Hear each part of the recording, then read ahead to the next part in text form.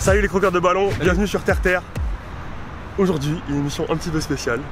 On va arrêter de dire ça. Hein. Bah ouais, non, ça c'est déjà c'est la mienne. Déjà ouais, tu me voles mon truc. Donc aujourd'hui on est là pour essayer des... Ouais, c'est quoi? Ah, il sait même pas où c'est. Il est là le logo. Voilà, on est en mode Puma aujourd'hui.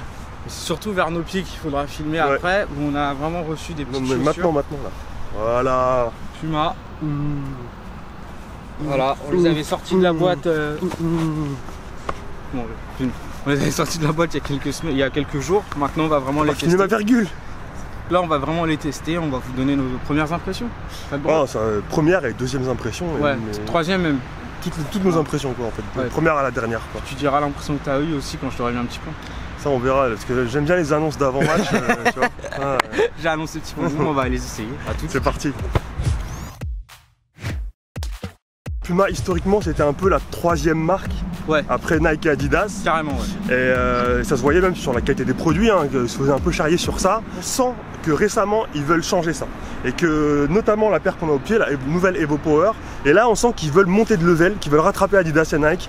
Donc tu as du knit, c'est-à-dire le tissage comme tu retrouves sur les meilleures paires Adidas et Nike. Il y a une paire qui a plus de languettes, on va voir ce que ça donne. Chaud? Allez c'est parti. Il a voulu mettre le petit pont tout de suite, c'est pas passé.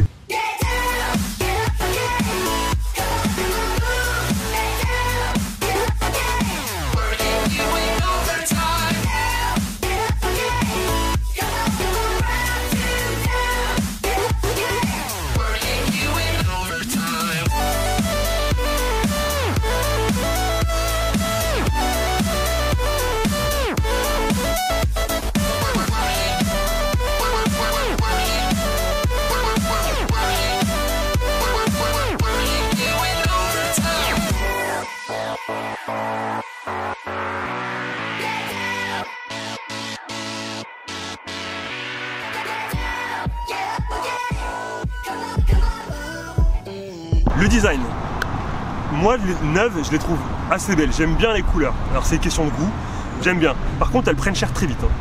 Ouais, carrément. Moi, 2-3 utilisations, et elles devenaient noires au bout.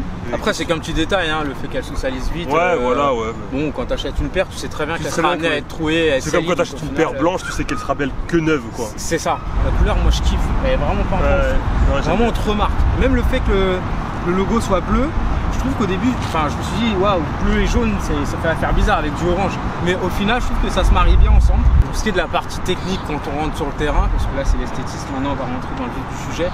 Réellement, moi j'avais l'impression d'être Giroud, c'est-à-dire que j'arrivais pas à accélérer comme j'arrive à accélérer d'habitude.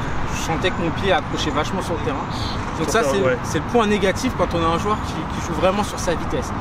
Après quand on est vraiment technique, ce qui est mortel c'est qu'on glisse pas du tout. Du coup quand tu testes la crampon, au final tu te rends compte que tu peux vraiment faire ce que tu veux. C'est vrai que l'accroche au sol elle est assez ouf. T'as même l'impression que des fois en fait le délire ce qui se passe c'est que t'as l'impression limite que les brins d'herbe en plastique du synthétique ils s'entremêlent entre les crampons et ça s'accroche. C'est chelou, hein, c'est une image. Hein. C'est pour ça qu'au début j'avais l'impression d'être Giroud parce que j'arrivais pas à accélérer. C'est ça, tu te sens lourd en fait. Voilà, c'est ça. En fait c'est ça, après t'adaptes un peu à ça. J'ai rien contre Giroud, hein, j'aime bien et il a une belle barbe et tout, hein, mais je le critique pas. Mais c'est vrai que niveau accélération, bah t'accélères pas.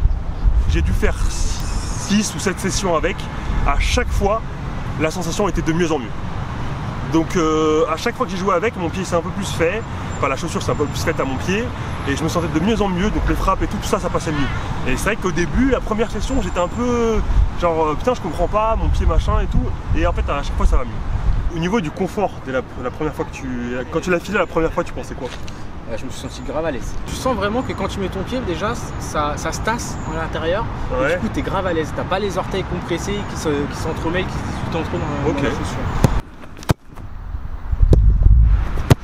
Qu'est-ce que t'en penses au niveau des sensations au moment de frapper? Quand tu utilises toute la surface, vraiment tu es super à l'aise, ça te fait pas mal et tu peux envoyer le ballon où tu veux, comme la lucarne que je t'ai placée. J'avoue, il a eu un taux de réussite très élevé, contrairement à moi. Et surtout du pied gauche. Donc ça aussi, ça a souligné, c'est qu'en fait, il y a vraiment une large surface où il n'y a pas de lacet, et puis ça on n'est pas gêné par les écritures. J'ai eu énormément de mal à doser la force, j'arrivais pas à mettre la force qu'il fallait, t'as vu qu'elle était molle les frappes que j'ai mis. Ah ouais, j'arrivais pas. Puma, pour frapper, pour passer, c'est mortel. Pour accélérer, c'est plus compliqué. Après, et pour les contrôles, je trouve que c'était pareil aussi. Du coup, elle est fraîche pour... en fait, tout ce qui touchait de balle, en vrai, elle est bien. Les contrôles, j'ai trouvé que tu faisais des... bien. Tu fais des bons contrôles. Il y a des espèces de coussinets à l'intérieur, en fait. que je trouve bien quand tu les portes, que j'ai un peu moins apprécié quand j'ai joué, je sais pas pourquoi, je trouvais que ça me compressait un peu trop les pieds. Dès que j'ai commencé à jouer, je pense que ça dépend, comme d'habitude, hein. On va se répéter à tous les tests, mais toutes les paires ne conviennent pas à tous les pieds. Bon, bref, on continue le test. Attends, il y a un autre truc là. Attends, ouvre un peu. Quel fils de pute. Je sais pas depuis combien de temps il préparait ça, ce bâtard. Tout ce qui est passe, contrôle, trucs comme ça, elle est bien, donc pour un milieu de terrain, elle est OP en fait. Je pense que pour un milieu de terrain qui aime bien faire des passes, qui aime bien tenter de loin, il peut se faire plaisir. Alors, je suis d'accord avec cette conclusion, c'est une paire pour le milieu de terrain. Pour moi, c'est une très bonne paire. De milieu de terrain. Encore plus des milieux de terrain. Surtout si t'es milieu de terrain. Le milieu de terrain, quoi. Une paire pour les milieux de terrain. C'est vraiment ça en fait.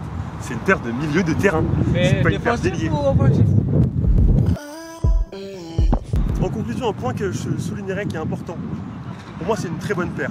Encore plus au prix en fait. Parce qu'elle n'est pas donnée, hein, loin de là, on va se calmer direct, elle est quand même à 200 €.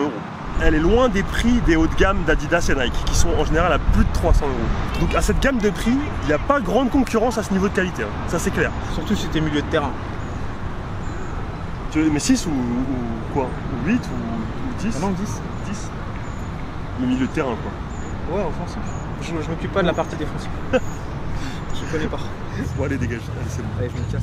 En tout cas, merci Puma de nous avoir offert le privilège de pouvoir les essayer. EvoPower. Mais c'est le Puma EvoPower Vigor Flip Challenge. C'est une nouvelle tendance que je suis en train d'annoncer. On vous annoncera aussi une restructuration de l'organigramme terre-terre. Après il va dégager, c'est ça. Certaines personnes sont en fin de contrat chez nous. Donc pas renouvelé. Ils ne seront pas renouvelés, agent libre. Donc là-dessus les croqueurs, on vous dit à bientôt. Ciao.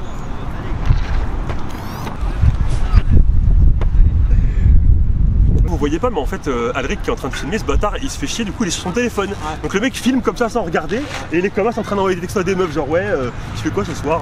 Bon je peux vous dire que je sais que ce sera pas au montage donc c'est bon. Ce sera pas au montage. C'est lui qui va le faire. Donc bah oui il va te couper. Voilà, bah oui. Je dis au revoir. Je dis juste au revoir. Bah voilà les croqueurs, au revoir.